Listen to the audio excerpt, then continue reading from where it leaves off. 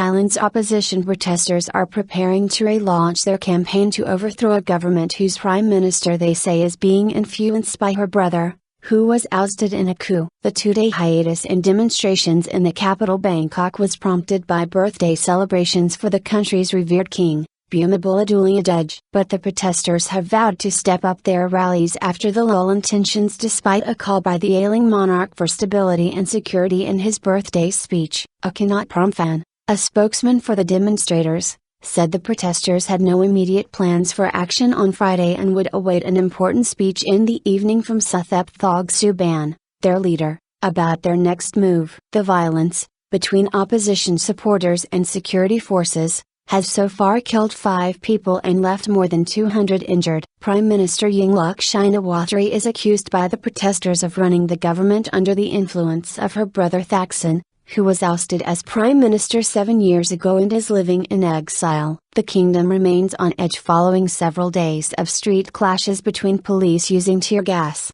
water cannon and rubber bullets against rock-throwing demonstrators. Trips cancelled. With fresh unrest looming, Yingluck has cancelled 2 planned trips overseas next week to Russia and to the opening ceremony of the Southeast Asian Games in Myanmar, her office said. The protesters, a mix of royalists, middle class and other Thaksin opponents, sometimes numbering in their tens of thousands, want to suspend the country's democracy in favor of an unelected government run by the People's Council. Suthep, a former deputy premier who now faces an arrest warrant for insurrection, has pledged to rid Thailand of what he calls the Thaksin regime. Demonstrators and police in Bangkok have observed a temporary truce since Wednesday for the 86th birthday of King Bhumibol Adulyadej, who is treated as a near deity by many Thais. Any political action or violence during the public holiday would have been seen as a serious sign of disrespect. The government on Tuesday abruptly ordered police to avoid confrontation with protesters,